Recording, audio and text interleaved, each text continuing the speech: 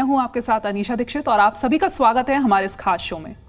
दुनिया भर में ब्रेस्ट कैंसर महिलाओं में होने वाला सबसे कॉमन कैंसर है, जिससे काफी महिलाएं इसके शिकार हो रही हैं।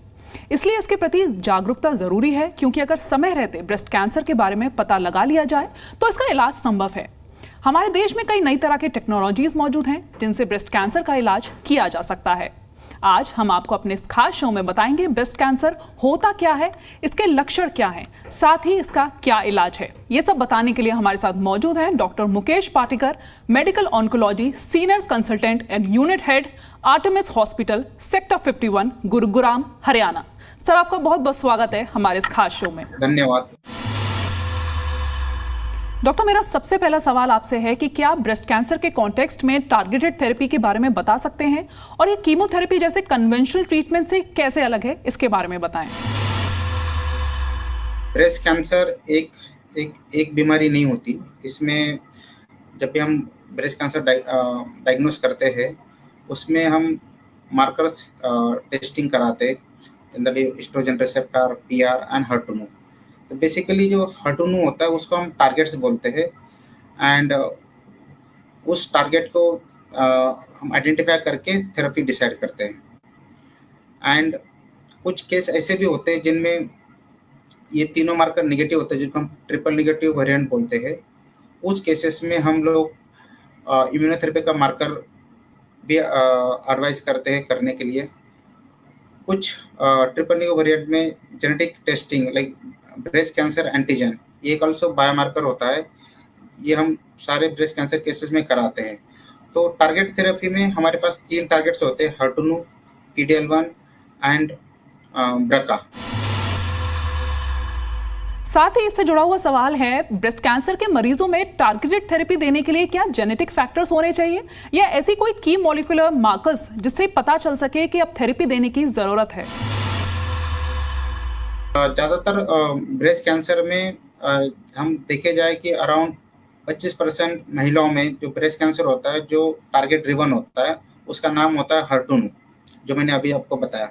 उससे स्पेशल तरीका होता है टेस्ट करने का, एंड उसके बाद वो पॉजिटिव निगेटिव उसके कुछ गाइडलाइंस होते हैं। सेकंड, कुछ यंग महिलाएं होती है जिनकी कोई फैमिली हिस्ट्री होती है, उनकी मम्मी में, बहनों में, दादी, और ऐसा फैमिली हिस्ट्री हम जिसको बोलते हैं।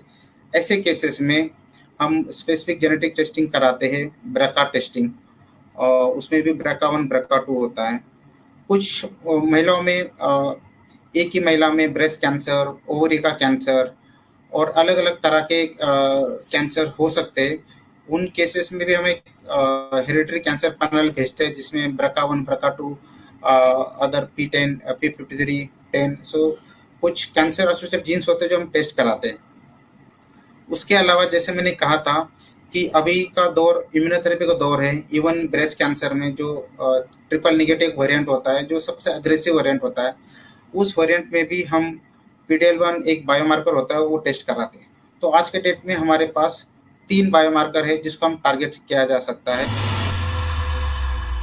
डॉक्टर, ये कैसे पता लगाया जाएगा कि मरीज टारगेटेड थेरेपी के लिए सूटेबल कैंडिडेट है, और ऐसे डिसीजंस में क्या फैक्टर्स होते हैं, इसके बारे में हमारे दर्शकों को बताएं। बेसिकली जब भी कोई महिला का डायग्नोसिस होता है ब्रेस्ट कैंसर के साथ, तो पहले तो हम उनका कॉम्प्रिहेंसिव असेसमेंट क्या करते हैं। उसके बाद बायोप्सी के ऊपर हम जो अभी मैंने टेस्ट आपको बताए, जैसे ER/PR, HER2, वो सबसे बेसिक बायोमार्कर है। लास्ट 30-40 ईयर से हम कराते जा रहे हैं। लास्ट 20 साल से हमारे पास एंटी HER2 ड्रग, जो टारगेटेड ड्रग, वो अपने पास है। उसके अलावा हम टेस्टिंग कराते हैं, PD-L1 बाय ISC करके एक टेस्ट होता है, जो हम ट्रिपल नेगेटिव वेरिएंट जो होता है ब्रेस्ट कैंसर का, उसमें कराते हैं। एंड ट्रिपल नेगेटिव वेरिएंट और जिसकी फैमिली हिस्ट्री पॉजिटिव है, भले वो ट्यूमर एस्ट्रोजन पॉजिटिव हो, एस्ट्रोजन रिसेप्टर नेगेटिव हो, बट उस महिला में ब्रेस्ट कैंसर का फैमिली हिस्ट्री पॉजिटिव है, उन केसेस में हम एक सिंपल ब्लड टेस्ट एडवाइस करते हैं BRCA जीन टेस्टिंग के लिए। उसका इम्प्लीकेशन वो होता है कि at least in advance breast cancer cases में हम 1 साल का टारगेट थेरेपी दे सकते हैं। उसको बोलते हैं हम PARP inhibitor. And similarly immunotherapy अभी कुछ केसेस में अभी हाल फिलहाल 2-3 साल में इतना डेवलपमेंट हुआ है ट्रिपल निगेटिव में हम इम्यूनोथेरेपी भी अभी आजकल में देना चालू किया है, जिसके रिजल्ट्स ज़्यादातर out of India like America, Europe में काफ़ी कॉमनली यूज होता है वहाँ पे। हाल ही के कुछ सालों में टारगेटेड थेरेपी में क्या डेवलपमेंट हुआ है और साथ ही मरीजों के रिजल्ट्स में कैसे सुधार आया है, ये बताएं। जी बिल्कुल, अगर हम देखा जाए आज से 20 साल पहले, तो हमारे पास ब्रेस्ट कैंसर में टारगेटेड थेरेपी के नाम पे कुछ भी नहीं था। 2001 या 2 की बात होगी जब ये ट्रांसलुमाब करके दवाई का आविष्कार हुआ था। उस दवाई का प्रॉपर नाम हर्सेप्टिन था, जो में HER2/neu करके एक जीन होता है, वो सबसे बड़ा उसका खोज हुआ था। एंड उसमें पाया गया, जब ये ट्रांसलुमाब पेशेंट को कन्वेंशनल कीमोथेरेपी के साथ दी जाती है, इस दवाई ने इतना आविष्कार इतना अच्छे रिजल्ट दिया है कि ब्रेस्ट कैंसर में इसका सर्वाइवल एडवांटेज, मतलब ये दवा देने से लोगों का जीना बढ़ गया है, उनकी आयु बढ़ गई है। तो इस तरह का डेवलपमेंट आज से 20 साल पहले हुआ था। अगर आप बात करेंगे आज से 5 साल पहले क्या डेवलपमेंट हुआ है ब्रेस्ट कैंसर में, बेसिकली हमें पता है कि जनरली ब्रेस्ट कैंसर एक 5 to 10% केसेस में फैमिली में रन होता है। एक ही पेशेंट को मल्टीपल ब्रेस्ट कैंसर या ब्रेस्ट ओवरियन कैंसर हो सकता है, या किसी के मम्मी में या किसी के मौसी, मतलब कुछ फर्स्ट या सेकंड डिग्री रिलेटिव्स में कैंसर केसेस पाए जाते हैं जो ब्रेस्ट और ओवरी कैंसर से जुड़े हुए होते हैं। उस केसेस में साइंटिस्ट लोगों ने ये देखा गया कि पार्प इनहिबिटर अगर ये ब्रका पॉजिटिव केसेस में दिया जाए, तो उन केसेस में जब एडवांस केस होते हैं, स्टेज 3 या स्टेज 4 केसेस में, ये दवा देने से कैंसर वापस आने की प्रोबेबिलिटी कम हो जाती है। तीसरा आविष्कार हुआ है इम्यूनोथेरेपी। जनरली इम्यूनोथेरेपी आज के इस युग का काफ़ी किफ़ायती और इफेक्टिव ट्रीटमेंट ऑप्शन है। डॉक्टर, ये हम सब जानते हैं कि ब्रेस्ट कैंसर के खिलाफ लड़ाई में अर्ली स्क्रीनिंग बहुत इंपॉर्टेंट होती है। आप ऐसी टेक्नोलॉजीज के बारे में बता सकते हैं जिससे ये जल्दी डायग्नोस हो जाए?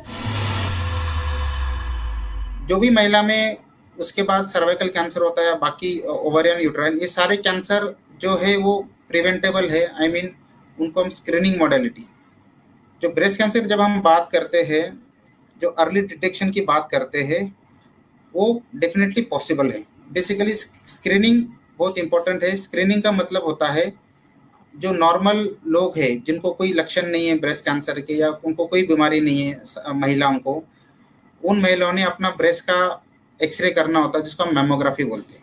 अर्ली डिटेक्शन इज की टू क्योर एक डिक्टम होता है। जब आप कैंसर को अर्ली स्टेज में पता करेंगे तो क्योर होने की प्रोबेबिलिटी बढ़ जाती है। डॉक्टर, हेल्थ केयर प्रोवाइडर्स मरीजों को नियमित ब्रेस्ट कैंसर जांच के महत्व के बारे में कैसे शिक्षित करते हैं और उन्हें इस बीमारी को जल्दी डायग्नोस करने वाले कार्यक्रमों में भाग लेने के लिए कैसे प्रोत्साहित करते हैं? आज के युग में इंफॉर्मेशन, डिजिटल मीडिया बहुत इंपॉर्टेंट रोल प्ले करता है। जैसे कि मैंने आपको कहा कि ब्रेस्ट स्क्रीनिंग जो मैमोग्राफी है, अनफॉर्चुनेटली हमारे देश में इतना अवेयरनेस नहीं है कि सारे लोग ब्रेस्ट मैमोग्राफी कराते हैं। नहीं, हमारे देश में फिलहाल कोई ऐसा एक्टिव प्रोग्राम जो स्क्रीनिंग कराता है सारे पॉपुलेशन की। अगर हम हमारे देशवासियों की बात करेंगे तो हम ये ज़रूर कहना चाहेंगे, अगर हम पब्लिक जो बस स्टॉप हो गया, रेलवेज हो गया, या पब्लिक अनाउंसमेंट करेंगे, सोशल मीडिया पे करेंगे, या हर छोटे मोटे क्लिनिक गवर्नमेंट का हो या प्राइवेट का हो, वहाँ पे अगर हम सबको महिलाओं को अवेयर करेंगे कि भाई ब्रेस्ट कैंसर स्क्रीनिंग से जान बचाई जा सकती है, ब्रेस्ट कैंसर स्क्रीनिंग से अर्ली डिटेक्शन हो सकता है और क्योर हो सकता है। तो इसमें हमें अपने एनजीओज का भी सपोर्ट चाहिए। सारे डॉक्टर और पूरे health care immunity along with अपनी हेल्थ मिनिस्ट्री मिलके हम सारा इस प्रोग्राम को और बढ़ावा दे सकते हैं। जनरली हम लोग भी अपने आउटरीच प्रोग्राम जो होते हैं हमारे हॉस्पिटल्स के, उसके थ्रू हम लोगों में जन जागरण के वीडियोस देते रहते हैं या उनको टॉक देते रहते हैं। तो बेसिकली सबके सहयोग से, डिजिटल मीडिया के हेल्प से, प्रिंट मीडिया के हेल्प से एंड एफएम रेडियो, सारी चीज़ों की हेल्प से सबको हम बताया जा सकता है। एंड जो मैमोग्राफी की बात करते हो, छोटे गाँव में, छोटे शहरों में जब ये फैसिलिटी अवेलेबल हो जाएगी, तब ब्रेस्ट कैंसर का अर्ली डिटेक्शन में डेफिनेटली फायदा होगा। ब्रेस्ट कैंसर में मेमोग्राफी टेस्ट के लिए सही उम्र क्या होती है और शेड्यूल का पालन क्यों किया जाता है? और क्या 3D मेमोग्राफी या ब्रेस्ट MRI जैसे ऑप्शन स्क्रीनिंग मेथड्स या टेक्नोलॉजीज हैं जो स्पेसिफिक सिचुएशंस में फायदा दे सकें? ब्रेस्ट कैंसर स्क्रीनिंग का एज ग्रुप 3 चीजों में बटा गया है। एक तो 30 से 30 to 39 ईयर्स, एक 40 to 49 ईयर्स, एंड एक 50 ईयर्स टू 74 ईयर्स। तो जैसे हम देखा जाए, कुछ महिलाओं में फैमिली हिस्ट्री होती है, कुछ केसेस में मल्टीपल की केस की हिस्ट्री होती है। उनमें 30 to 39 केसेस में हम ब्रेस्ट का स्क्रीनिंग करा सकते हैं। वो ब्रेस्ट का एक्सरे भी हो सकता है या ब्रेस्ट का MRI भी हो सकता है, डिपेंड अपॉन द कंडीशन।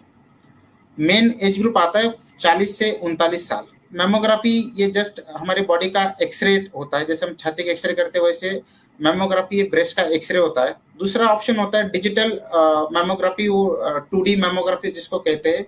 उससे थोड़े जो ब्रेस्ट में जो होने वाले जो लीजन्स होते हैं या ट्यूमर जैसे चीजें होती है वो अच्छे से पिकअप हो जाती है। एंड जो आपने जो सवाल पूछा 3D मैमोग्राफी, जिसको हम ब्रेस्ट डिजिटल ब्रेस्ट टोमोसिंथेसिस बोलते हैं, 3D मैमोग्राफी, ये हर एक सेंटर में अवेलेबल नहीं है। इसका ability to detect breast cancer, जो ब्रेस्ट कैंसर ढूंढने का क्षमता 3D मैमोग्राफी का सबसे ज़्यादा as compared to plain x-ray mammography. तो 3D मैमोग्राफी अगर अवेलेबल है, अगर भारत के कोई भी सेंटर में, जो कम सेंटर में अवेलेबल है आज के डेट में, USA में कॉमनली यूज किया जाता है, इस मॉडलिटी का यूज किया जा सकता है। डॉक्टर, ब्रेस्ट कैंसर की जांच से जुड़े रिस्क फैक्टर्स क्या हैं और हेल्थ केयर प्रोवाइडर्स मरीजों को स्क्रीनिंग के बारे में डिसीजन लेने में कैसे मदद करते हैं? लोगों में एक मिथ है कि ब्रेस्ट कैंसर स्क्रीनिंग एक पेनफुल एक्सपीरियंस होता है या दर्द ज़्यादा होता है, पर ये ऐसा कुछ नहीं है। ब्रेस्ट कैंसर एक पेनलेस प्रोसीजर है। ब्रेस्ट कैंसर मैमोग्राफी, जो मैमोग्राफी में बस ब्रेस्ट को एक्सरे के दौरान थोड़ा सा दबाया, मतलब उसको कंप्रेस किया जाता है, तो इसलिए लोगों को लगता है कि दैट इज पेनफुल। तो ब्रेस्ट कैंसर जो मैमोग्राफी जो होती है डिटेक्शन के लिए, वो पेनलेस प्रोसीजर है। थोड़ा डिस्कम्फर्ट होता है लेकिन वो टेम्पररी होता है। तो इसको as a clinician, as a health care provider और NGO जो भी इन्वॉल्व है, उन्होंने सबको बताना है कि ये पेनलेस प्रोसीजर है। हार्डली 10-15 मिनट लगते हैं प्रॉपर उसको लेने में। तो सबने उसको सबने इसका सहयोग करें, एंड अगर हम एक जान भी बचा पाए अपने आविष्कार से तो उसको आगे बढ़ाएं। अर्ली ब्रेस्ट कैंसर डिटेक्शन के लिए सेल्फ एग्जामिनेशंस और क्लिनिकल ब्रेस्ट एग्जामिनेशंस की कितनी इंपॉर्टेंस है, ये आप हमारे व्यूअर्स को बताएं। क्लिनिकल ब्रेस्ट एग्जामिनेशन का मतलब होता है कि पेशेंट या कोई महिला कंप्लेन करे, उनको कोई डाउट है ब्रेस्ट में, एंड क्लिनिशियन चेक करेगा उसे प्रॉपर तरीके से, केयरफुली। उसको बोलते हैं हम क्लिनिकल ब्रेस्ट एग्जामिनेशन। एंड दूसरा, जो मरीज या नॉर्मल महिला जो खुद चेक करेगी डाउटफुल अपने ब्रेस्ट लीजन को, उसको ब्रेस्ट सेल्फ एग्जामिनेशन बोलते हैं। तो ये दोनों breast self examination and clinical breast examination, ये बहुत इंपॉर्टेंट चीज़ है, at least for low income countries और सिटीज और विलेजेस जहाँ पे फैसिलिटी नहीं है मैमोग्राफी की। जब हम डिजिटल या MRI की बात करें तो फैसिलिटी नहीं है, उसमें ब्रेस्ट सेल्फ एग्जामिनेशन हो गया या क्लिनिकल ब्रेस्ट एग्जामिनेशन है, बहुत इंपॉर्टेंट रोल प्ले करता है। तो डेफिनेटली जहाँ पॉसिबल है ब्रेस्ट सेल्फ एग्जामिनेशन करना चाहिए, क्लिनिकल ब्रेस्ट एग्जामिनेशन क्लिनिशियन से कराना चाहिए जब कभी डाउट है। डॉक्टर, क्या फैमिली हिस्ट्री के कोई रिस्क फैक्टर्स हैं या कुछ लोगों के लिए कई बार विशेष जांच की आवश्यकता हो सकती है? 5 से 10% केसेस उनका डायरेक्ट फैमिलियल कनेक्शन होता है, जिनमें किसी की मम्मी, किसी के मौसी, किसी की बहन या खुद में 2-3 तरह के कैंसर का हिस्ट्री होता है। उन केसेस में हम हेरिडिटरी कैंसर पैनल भेजते हैं, जिसमें कि हम BRCA1, BRCA2 जो ब्रेस्ट कैंसर रिलेटेड एंटीजन है, जो सिंपल ब्लड टेस्ट से किए जा सकते हैं वो हम कराते हैं। तो ये बहुत इंपॉर्टेंट पार्ट होता है इन जिनकी फैमिली हिस्ट्री पॉजिटिव है या जिनकी फैमिली हिस्ट्री भी नहीं है एंड उनका as less than 40 years of age है, जिनको 2-3 तरह के अलग अलग कैंसर हुए, उनके हम ये जेनेटिक टेस्टिंग जरूर कराते हैं। और हमारे पास हर एक सेंटर में एक जेनेटिक काउंसलर होता है जो प्री टेस्ट काउंसलिंग कराता है, फिर टेस्ट रिकमेंड करता है एंड टेस्ट के बाद उसका पोस्ट टेस्ट काउंसलिंग भी होता है। तो अभी के ऑलमोस्ट ऑल द सेंटर, सारे सेंटर ये चीजें रूटीनली कराते हैं। ब्रेस्ट कैंसर के ट्रीटमेंट में इंश्योरेंस एंड हेल्थ पॉलिसीज की क्या भूमिका है? ब्रेस्ट कैंसर का जो डायग्नोसिस होता है ओपीडी बेसिस में होता है, तो ज़्यादातर बीमा सुविधाएं जो होती है इस चीज़ को कवर नहीं करती है फॉर टाइम बिंग। उसमें भी थोड़े से प्रॉब्लम्स है। हम हमेशा बीमा स्वास्थ्य कंपनियों को बताते हैं कि भाई ये पार्ट ऑफ द डायग्नोसिस है, तो प्रॉपर कम्युनिकेशन साथ ज़्यादातर लोगों में उसकी सुविधा मिलती है। तो अभी भी हम लोग जो भी हमारे बीमा स्वास्थ्य सुविधा जो प्रोवाइडर है उनको हमेशा समझाते हैं, कन्विंस करते हैं कि ये भी उसमें कवर किया जाए। जैसे ब्रेस्ट बायोप्सी हो या स्टेजिंग के लिए पेट स्कैन या सिटी स्कैन करना होता है, जो भी जांचें होती है ब्रेस्ट कैंसर से डायग्नोसिस से लेकर स्टेजिंग तक, ये सारी ब्रेस्ट बीमा कंपनी इंश्योरेंस कंपनियां उसको कवर करती हैं। डॉक्टर, जिन लोगों ने ब्रेस्ट कैंसर का इलाज कराया है उनके लिए ट्रीटमेंट के बाद आप क्या सलाह देना चाहेंगे जिससे रिकरेंस का खतरा कम हो जाए? रिकरेंस का खतरा डेफिनेटली हर एक कैंसर में होता है, सेम लागू करता है ब्रेस्ट कैंसर में। जो हार्मोन पॉजिटिव ब्रेस्ट कैंसर जो होते हैं ये ER/PR पॉजिटिव, जनरली वो 5 साल 10 साल 15 साल बाद रिलैप्स कर सकते हैं। एंड ट्रिपल निगेटिव जो HER2 पॉजिटिव जिसमें टारगेट दवा यूज होती है वो 1 साल 2 साल 5 साल के अंदर वापस आ जाते हैं। एंड वापस आने का रिस्क होता है, स्टेज क्या है आपकी, स्टेज 1-1 है तो लेस चांस है कि उनका वापस आने का, स्टेज 3-4 है तो जल्दी चांस है कि वापस आने का। तो एंड सारे ब्रेस्ट कैंसर में रिकमेंडेशन है पहले 3 साल में हर 3 से 6 महीने में क्लिनिशियन को ब्रेस्ट सेल्फ एग्जामिनेशन और बाकी चीज़ें करवाना है। एंड आफ्टर 3 साल के बाद 6 महीने से लेकर 12 महीने में एक बार उनको विजिट में आना है टिल 5 ईयर्स।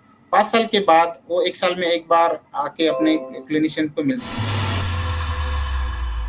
मॉलिक्यूलर टेस्टिंग, खासकर लो HER2 में इसका महत्व ब्रेस्ट कैंसर ट्रीटमेंट में काफी बढ़ रहा है। क्या आप डिटेल में बता सकते हैं कि लो HER2 का क्या मतलब है और ट्रीटमेंट डिसीजन लेने में ये क्यों इंपॉर्टेंट है? जो लो HER2 का कंसेप्ट आया है वो आया है HER2 1+ या जिनका HER2 2+ है, जिसका एक स्पेशल टेस्ट जो होता है फिश वो नेगेटिव है, तो उनको हम बोलते हैं लो HER2 एक्सप्रेशन। HER2 है भी पर उसका एक्सप्रेशन अभी सीमित है। आज से 2 साल पहले ऐसा कोई एविडेंस रिसर्च नहीं था जो ये कहे कि लो HER2 में हम उसके लिए कुछ कर सकते हैं। अभी जो भी केसेस लो HER2 है उनमें देखा गया है, अगर लो HER2 को हम एक दवाई से टारगेट करेंगे जिसका नाम Enhertu है एज अ कंपनी का नाम, उसका ट्रांसुजुमाब डेरुस्टिकान करके जेनरिक नाम है। ये दवा ये स्पेशल पॉपुलेशन लो HER2 उसमें काफ़ी इफेक्टिव है। इवन जिन स्टेज 4 कैंसर के मरीज जिनमें लो HER2 पाया गया है उनको ये दवाई से काफ़ी अच्छे रिजल्ट्स मिले हैं। डॉक्टर, लो HER2 स्टेटस वाले मरीजों के लिए कौन से स्पेसिफिक ट्रीटमेंट्स या थेरेपीज हैं और ये हाई HER2 स्टेटस वाले से कितने अलग हैं? Enhertu ट्रांसुजुमाब डेरुस्टिकान एक ऐसी दवा है जो लो HER2 ब्रेस्ट कैंसर केसेस में अभी अप्रूव्ड है।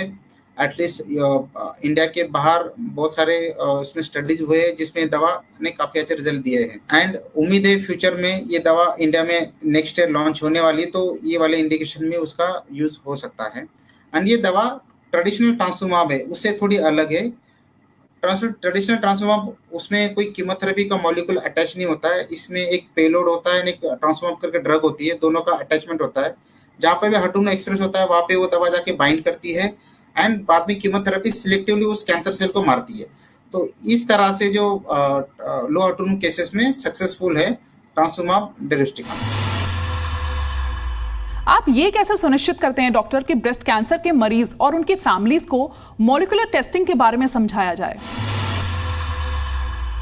जैसे भी कोई नया केस डायग्नोस होता है तो हम उनके साथ सारी चीज़ें इन डिटेल डिस्कस करते हैं, एस्ट्रोजन पॉजिटिव, HER2/neu, एंड जो मॉलिक्यूलर टेस्टिंग हम बात कर रहे हैं HER2/neu, फिश टेस्टिंग हो गया, लो HER2/neu के लिए भी स्पेशलाइज असेसमेंट हो गया, या PDL1 हो गया, and BRCA2 for genetic council, BRCA2 for triple negative.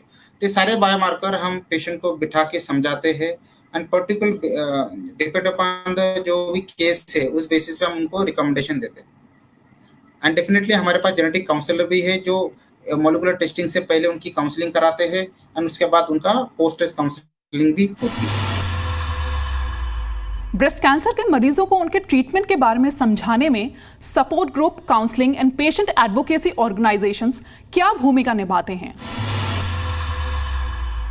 सब लोग अपना इम्पोर्टेंट रोल प्ले करते हैं, क्योंकि जब भी ब्रेस्ट कैंसर से कोई केस जुड़ा हुआ रहता है, जो भी सपोर्ट सिस्टम होता है, जो काउंसलर होते हैं या जो क्लिनिशियन होता है, ये सबकी जिम्मेदारी होती है कि उस पर्टिकुलर महिलाओं का प्रॉपर उसका डायग्नोसिस हो, या डायग्नोस होने की जो भी स्क्रीनिंग की आवश्यकता होती है उसको उसका पता हो, और उनको ये बताने के लिए कि भाई ब्रेस्ट कैंसर आज के डेट में क्यूरेबल हो। तो ये सारे जन का इम्पोर्टेंट रोल प्ले होता है, अपार्ट फ्रॉम ऑन्कोलॉजिस्ट। सिर्फ ऑन्कोलॉजिस्ट ही नहीं, बाकी जो भी इन केसेस से जुड़ा है सबकी जिम्मेदारी ये बनती है कि उसका हम ये सुनिश्चित करें कि उसको प्रॉपर ट्रीटमेंट मिले। डॉक्टर, मेरा आखिरी सवाल, ब्रेस्ट कैंसर से रिलेटेड कोई मैसेज जो आप हमारे दर्शकों को देना चाहते हैं? मेरे को सारे अपने दर्शकों को यही कहना है कि ब्रेस्ट कैंसर आज के डेट में क्यूरेबल हम कह सकते हैं।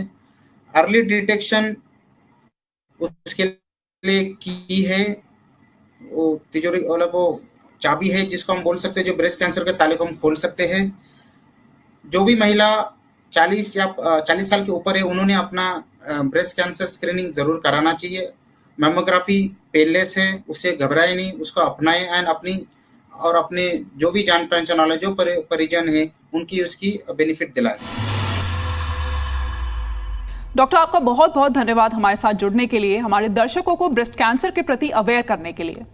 तो दोस्तों, जैसा कि डॉक्टर ने बताया ब्रेस्ट कैंसर के लक्षणों के बारे में, अगर किसी को भी ऐसे लक्षण दिखते हैं तो उन्हें तुरंत डॉक्टर की सलाह लेनी चाहिए। देश दुनिया में तमाम वो टेक्नोलॉजीज मौजूद हैं जिनसे ब्रेस्ट कैंसर का इलाज किया जा सकता है, बस जरूरत है समय रहते इसे पहचानने की। अभी के लिए फिलहाल इतना ही, धन्यवाद।